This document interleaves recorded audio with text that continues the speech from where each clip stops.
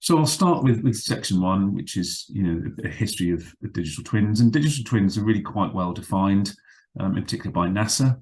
And they're established these days in a number of sectors. But the important thing is that a digital twin is not necessarily for everyone. If we look at the timeline of adoption of digital twins in different industry sectors, we start with the original work by NASA and John Vickers of NASA. And this original work, the real driver for NASA was the need to understand what they would call the as-is condition of a high-value one-off asset. Traditionally, NASA and the Department of Defense would retain physical versions of all operational equipment or assets, but this is expensive, both in terms of resource and in cost.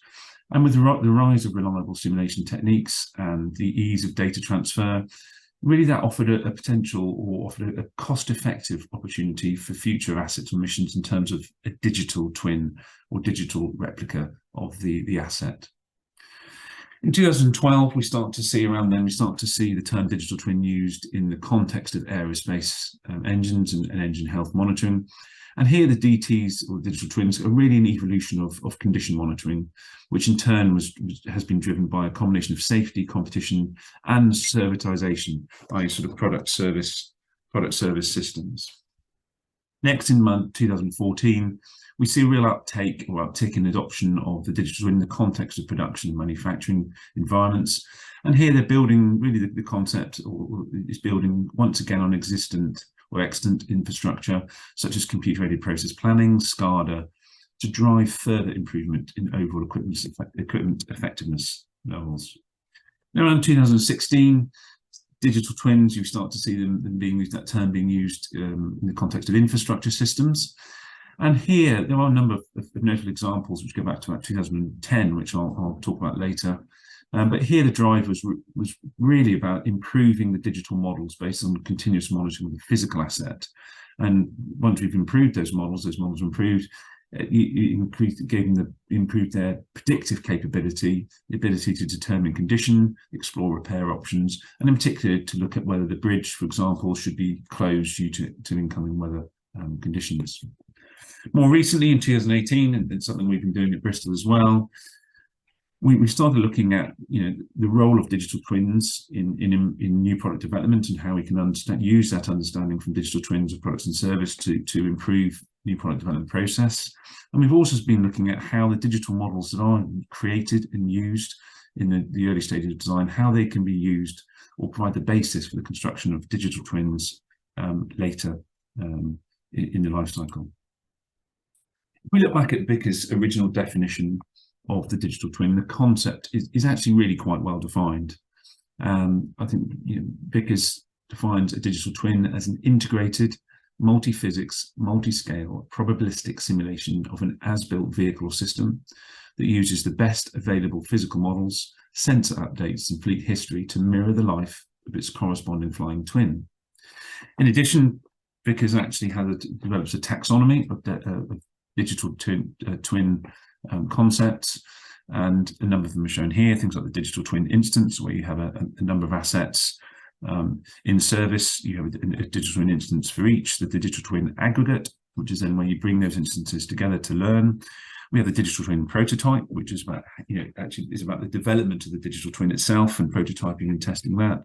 The digital twin environment, which is the system, if you want, within which that digital twin and actually sits or resides, is enabled.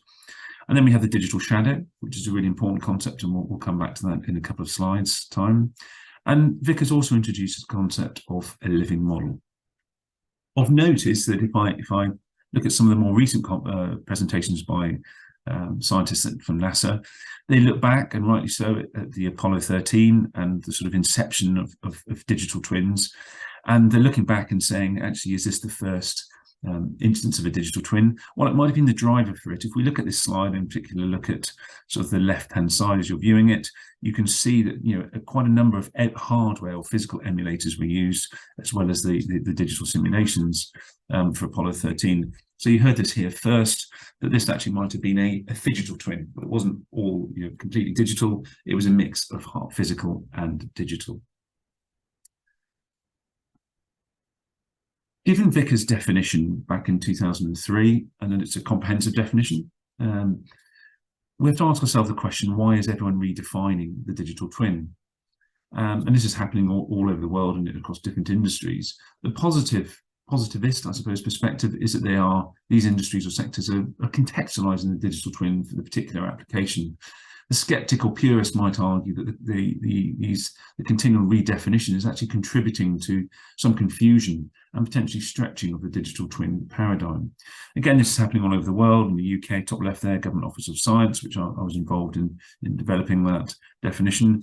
And we've got various ISO committees from automation, manufacturing, production, the Aerospace Institute, Association, construction committees, BSI, all redefining and recontextualizing the digital twin concept. And as alluded to, this continued redefining can potentially be problematic. For me, they can all contribute, this perhaps contributes to the potential for what I'd call a digital dystopia, in particular digital twin dystopia.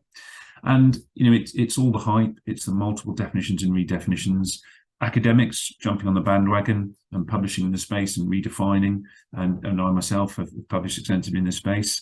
Vendors who are selling, building on their existing tools and selling in as digital twin solutions, and consultancies reporting potential benefits of digital twins, etc. And all these factors contribute to digital dystopia, and in particular lead to I've led to three compounding factors or symptoms. These are conceptual stretching, conflation, and cognitive dissonance. Conceptual stretching is the distortion when fitting a concept to a new case. So an example would be, wow, we already have a digital twin, aren't we clever? Conflation is the merging of two or more ideas or concepts into one. So while our virtual prototype is almost a digital twin. Then we've got that segues into dissonance, cognitive dissonance, rationalizing, maintaining seemingly contradictory views. So the example might be, even though we know it is not a digital twin, we will call it one anyway, and then argue about semantics. And when combined, all these factors together, it can lead really to an accelerating into this trough of disillusionment. So this is the Gartner hype cycle from 2018. We can see the digital twin is at the peak, and probably now we've hit that trough of disillusionment, and I would hope we're on the slope of enlightenment. Notwithstanding all this, there are some mature examples of digital twins that are offering real benefit in different industries, and we'll see some of those. We'll talk about some of those in the next slides.